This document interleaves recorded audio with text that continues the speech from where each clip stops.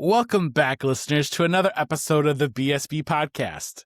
In today's episode, we're continuing our part 2 discussion of Ragtime, looking at the music and stagecraft of this historic story.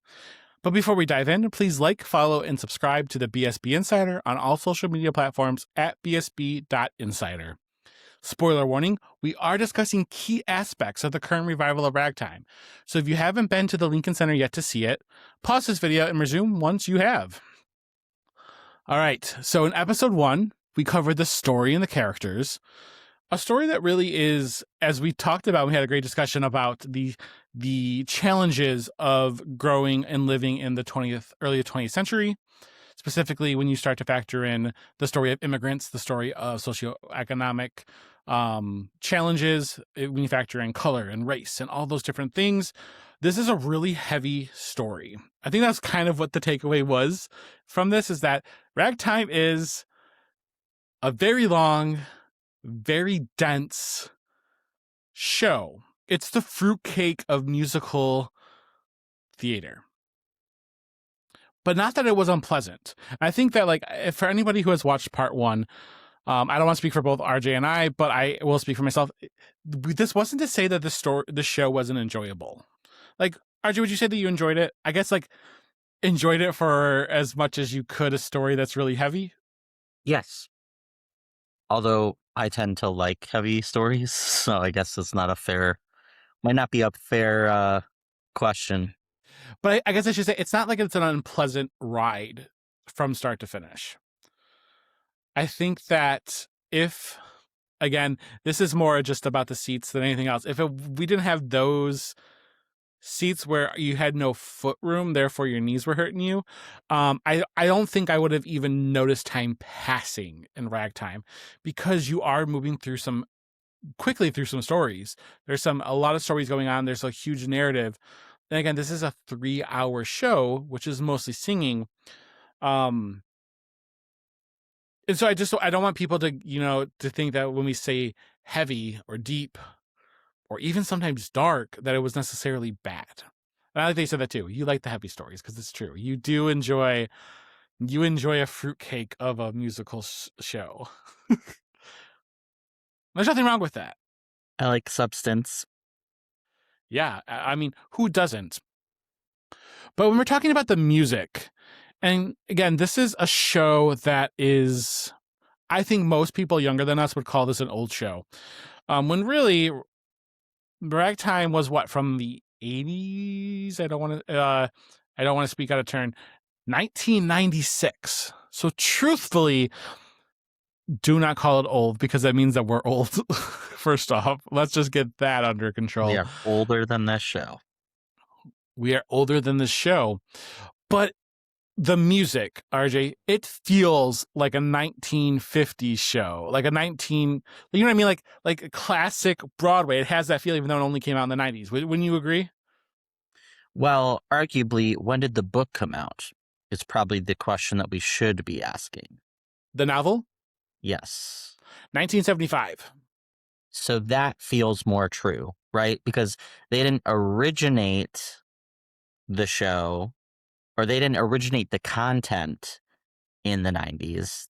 The content really was originated in the 70s, and it was just made in the 90s. Much like Suffs. I know we keep going back to Suffs. I'm so sorry. Just go frickin' see it already. It's touring. Yes, see it in a theater near you. Where it still feels like it's a little bit more modern, but it's based on history. Same thing with Hamilton, right? But Ragtime truly takes you can't call a play Ragtime and then not have it be set to Ragtime, the time of Ragtime. It just doesn't work. So, Correct. yeah, I mean, it's aged, but it's appropriate.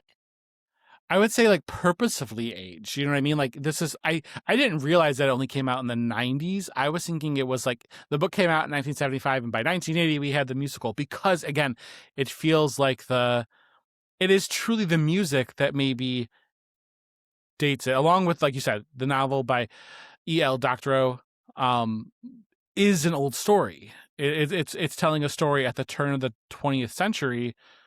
And so it has to feel that way. It has to feel that way. And so that does take you back to almost the golden age of cinema, the golden age of Broadway, back when we went on some tours this week and, you're thinking about back when they had gas lamps, like that's kind of the feel you're getting with this show.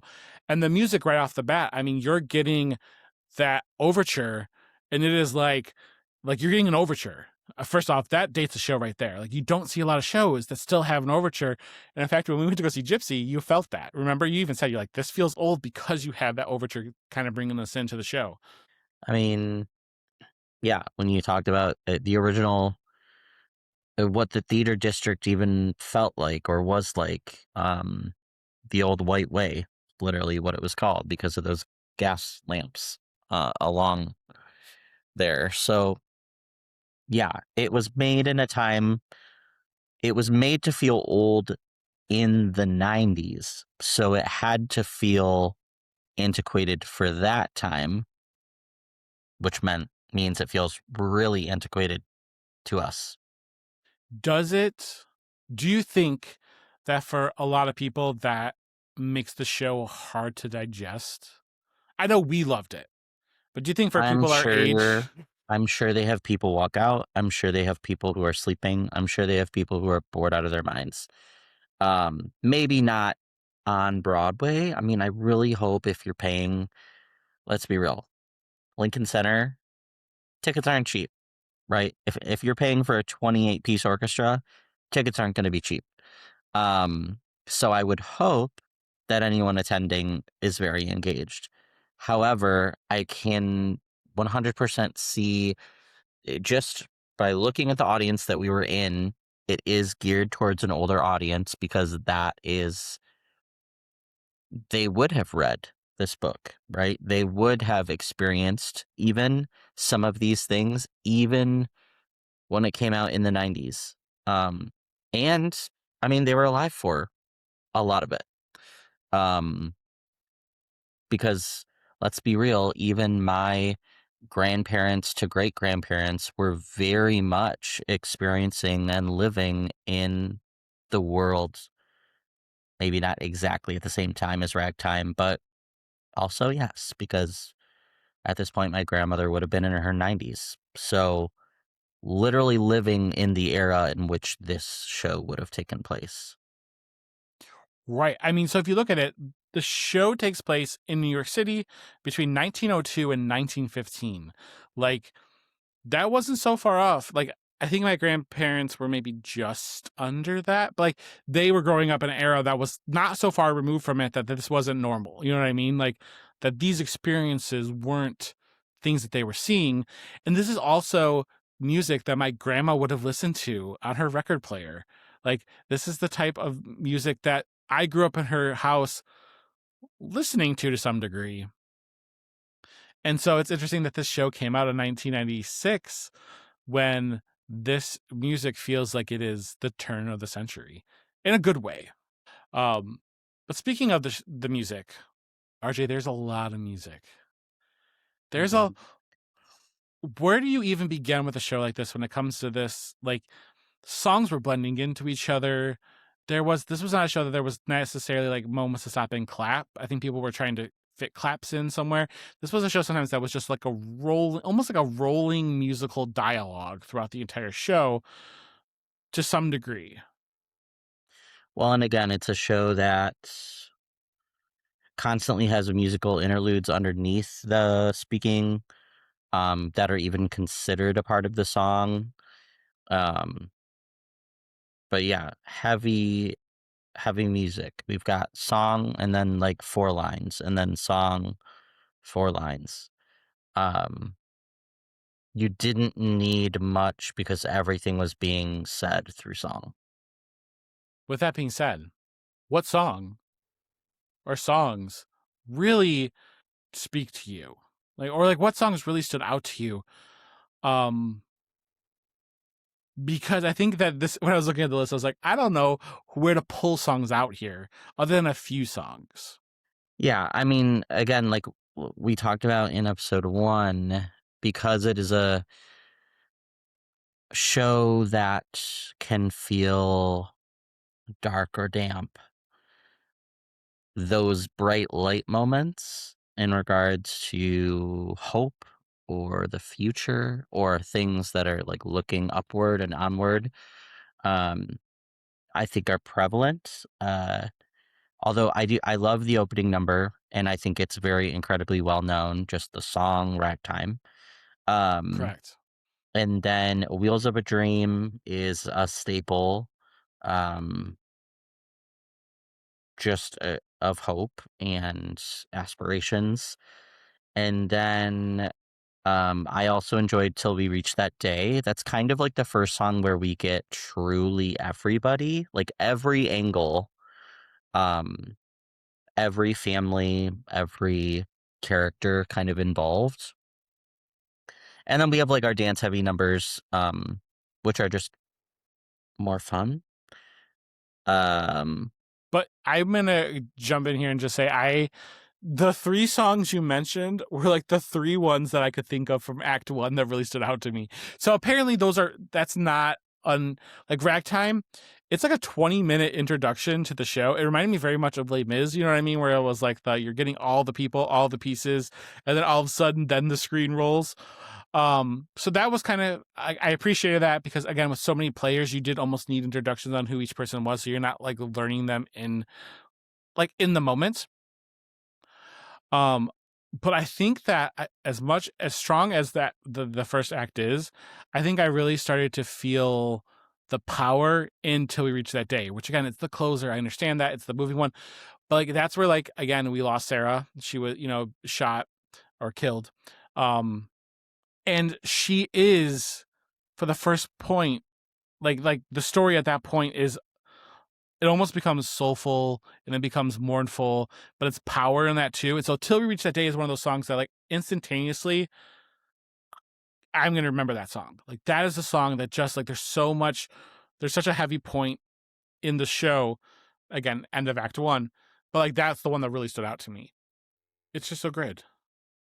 yeah, and I think we're like at that point, all the characters are kind of in the same place, right? There's anger, there's angst, there's sadness. Um, and honestly, it's one of the first times that the centerpiece isn't mother and father, and it's more of like the minority groups that are coming to the forefront at the same time as mother's younger brother is realizing he's called to stand up against the oppression and the darkness that's happening. So it's kind of like, yeah, it's the turning point. Obviously, of course, you put that at the end of Act 1.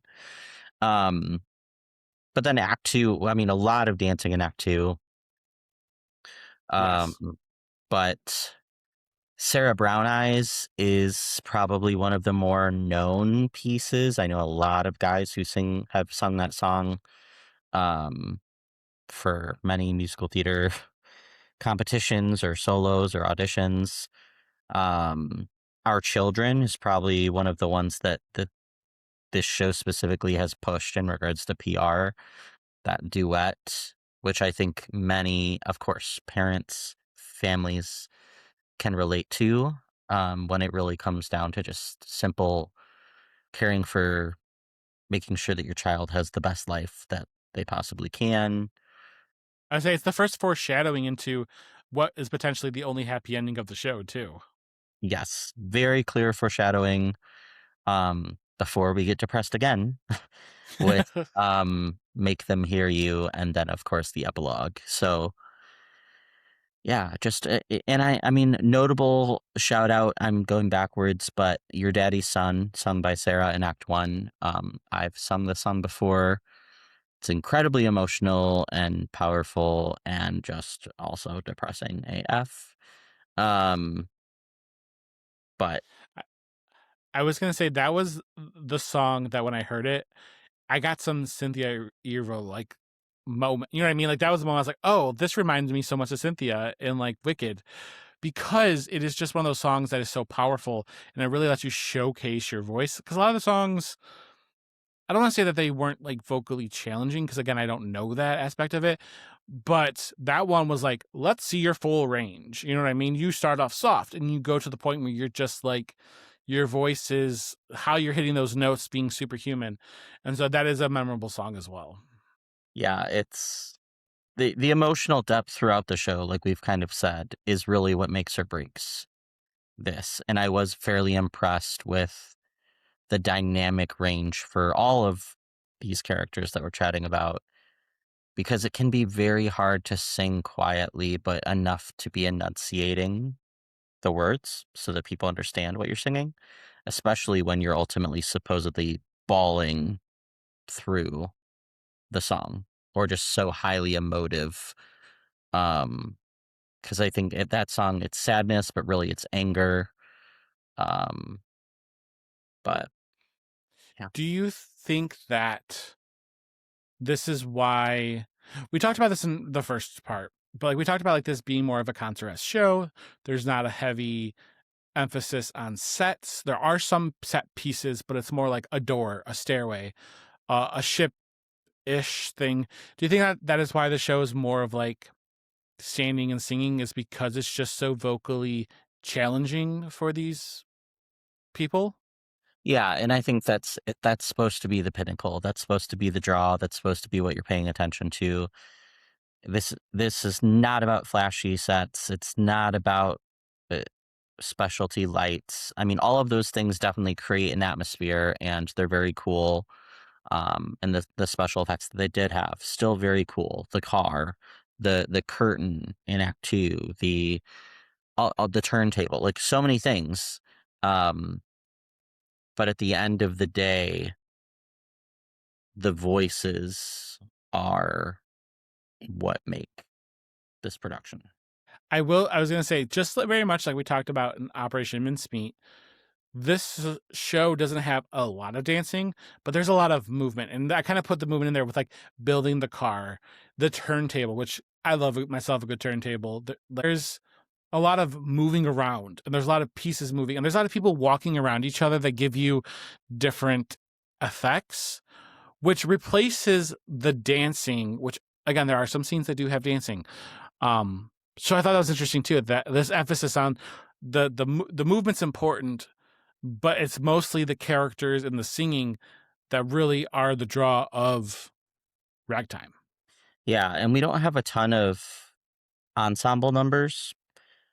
There's a lot of duets or trios or solos. So it's a lot of physical acting throughout those, because they aren't, I mean, of course, physical acting can be choreographed and movement is definitely choreographed. But yeah, the idea of dance, I mean, the only times that we truly get dance are for those ragtimey pieces, to create that authentic ragtime expression. Yeah. In fact, one of the moments I thought was interesting, and this kind of goes with the set, is there's a song that Father and Tetta sing where they're on the ships and they moved the ship decks around while they stood there singing, which I thought was an interesting way to bring in movement without bringing in dancing. You know what I mean? Yeah, a cool technical piece of, creating that illusion of movement, even though there's really not much actually occurring. But it very clearly represents what they wanted to push. So one of the pieces of this obviously was the costumes. I feel like that, besides the actors, was the biggest part of Ragtime. They were very period specific, which is honestly makes sense. Like, um, did it help kind of sell that image of like, while we didn't have a set, it did take you back to when Ragtime would exist?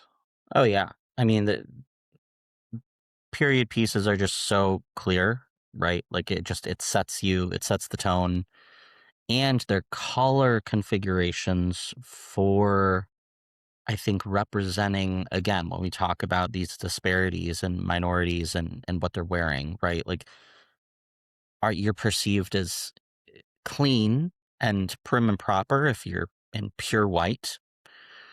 You're seen as less than or dirty if you're wearing gray or brown or black, which was pretty much everyone but the white family.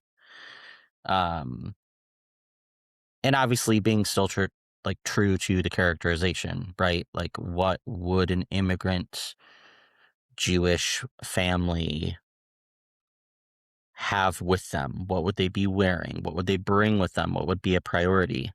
Of course, when we're looking at prayer shawls and all of those aspects, just very clear and concise in that regard. But I the parallels are there. I didn't even cross my mind about mother and father and that family wearing white, and then the rest of them wearing more of the neutral colors. Especially when you look at Tedda, who literally, as he's becoming a director, starts to wear more white. And then that never, like, I'm glad you pointed that out, because I missed that watching it, because that does kind of show you like what was valued in that time. Like what made you pure? What made you human or like valuable? You know what I mean? To the people who are in power. That is actually a really cool thing. And that's something that I hope other people pick up on, and that I'm just not, I'm just the only one that's missing that. Well, and even just the status of the ability to keep something white, right? Like, who has the money to clean their garments daily? Who whereas if you're living on the streets, you're not going to your clothes aren't going to be clean, so you don't want them to be white because they would always be dirty anyway. Or they could have originally, we don't know, they could have originally been white, and it's representing that they haven't changed in God knows how long because they can't. But yeah, some again, all up for interpretation. I could be totally wrong. There could be a different historical reason, but it seemed that opening scene where that family explicitly, I mean, it's completely white. It's not even like white shirt and a dark suit. I mean, Grandpa was in a white suit from head to toe, white shoes. Um, Again, mother, white hat, full white dress, white everything. Very interesting. No, absolutely. And I think that while you could be interpreting it wrong, as you said, I think that art is all subjective, and like there's obviously something there that, even if you're picking up on it, others are too. I always think back to like when the analogy, like when you ask an author about a tree in a book, and to them it's just a tree, but to you it means something. Like, it still represents something, and if it represents that to you, it's also representing that to other people. Other people are picking up on that, and so even if there's a historical reason, it's a cool way to also paint a picture when there isn't much else going on stage. Yes. And I do think, as we'll get into here, the lighting plays a big role on that, because then the costumes play as a canvas a little bit more because of those drastic tone differences. That changes the way that you light characters, right? If you want to enhance the brightness of the white costumes, you're going to use an incredibly bright white light. If you're going to make someone seem lowly or dirty or less than, you're going to probably use a super dim, like whatever, lumens, darker white, or even like orange, I guess, technically, as you'd lean, just for that representation, or to help enhance those costumes as well. Yeah. I mean, the lighting is super important here, because it's not a large stage. I guess like it extends back quite a bit, but there's a lot of darkness. And so those lights really do, like you said, the spotlight was this show's best friend. Like, it really did a lot of work by the color and brightness in which it shined on people, which was smart. It was smart. It was a smart way to do it. Yeah. And I mean, and different aspects. I mean, I just think of, again, we had multiple instances where people were coming from the sky, I'll say. Um, And again, this theater lent itself for sure to this production because we did, like you said, we kind of had a front set that was, or a front stage that was a turntable and where a lot of the action was happening. But then that almost just felt like an extension to me. And then the stage itself was behind that. And while we did still kind of use it, I don't think we used it nearly as much as we used that front turntable area. But a lot of cool effects. And then obviously we kind of got to see, like you said, into the pit / into any time that they opened the lifts in the stage. Kind of cool. The perks of, if you don't want to spoil the magic, then you don't look. But I'm very intrigued all of the time at how pieces come on and off and in those aspects. So it was interesting to see. But even then, the lights were important because you could tell that they were dimming it so that we could see less or more as the opening number. Lighting was incredibly important because they all came up through that bottom part of the stage.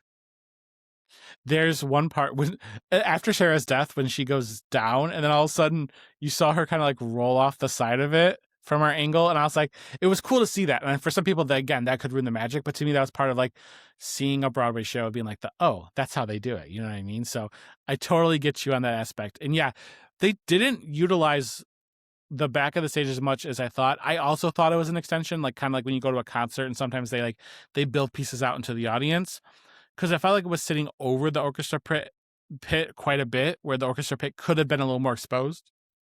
But I think that the front was utilized a lot more. And so because of that, there was like two different areas, there was the back and there was the front.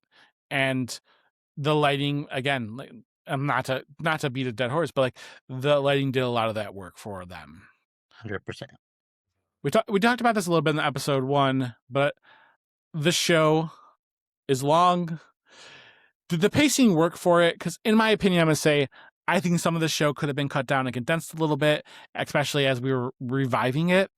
You know what works and what doesn't. You know what feels good and what doesn't. I feel like pacing-wise, it was a little slow at some parts. And while maybe that's just my distrust of powered ballad after power ballad, I do think that it was a little slow and it could have helped to have a little bit of trimming. But what are your thoughts? Yes. I mean, I'll say it's true for all of what it represents, right? It's true. I understand why they kept everything the way that it was. Most shows do try to keep it relatively close to what the original is.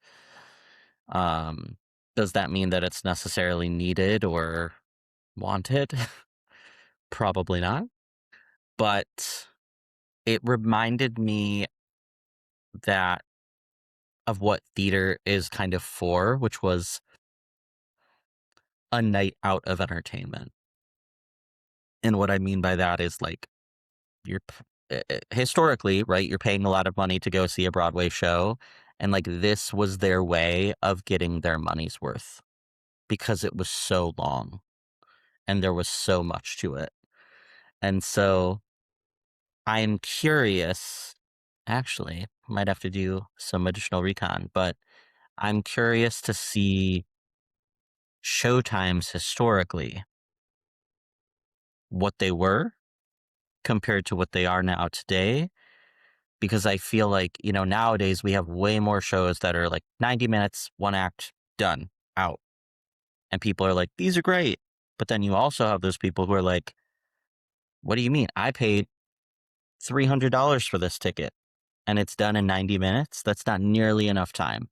So I kind of see it on both sides, but I from a historical aspect, I completely understand why it is the way that it is and why they probably wanted to stay true to that. Is it necessary? Probably not. Or let's implement more intermissions. Let's do 3 intermissions per 3-hour show. Or let's not do a maybe happy ending and have a 2-hour show with no intermission. Like, dear God. All Or that you to just say, make the theaters more accessible so that people aren't like dying to either go to the bathroom or stand up or get air because it was like 80 degrees in there. and like not to get on a soapbox, but while I'm 6'2", RJ is an average height here, and even he was just like, yeah, my knees did not like some of these seats that we sat in because they are so different. So like, give up people a little more leg room. That's all I'm saying. That being said, what grade would you give Ragtime? Is this a good show? Is this a medium show? Is this a bad show? Is this a show that you're going to go see again every time you can? Are you going to take your mom? Are you going to take your sister? Are you going to take your dog? Like, what are you taking to see Ragtime? What is that grade? Oof. You don't even have to give a grade if you don't want to. If you don't want to be that specific. I would probably give it a B. Okay.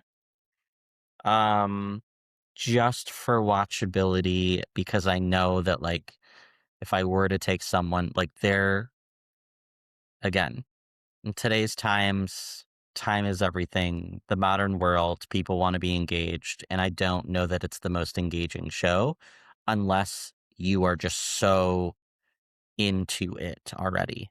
It's very much like a Les Mis. Like if you aren't obsessed with Les Mis, 1 hour in, you are going to be crawling out of your seat into the lobby. Like you're ready to be done.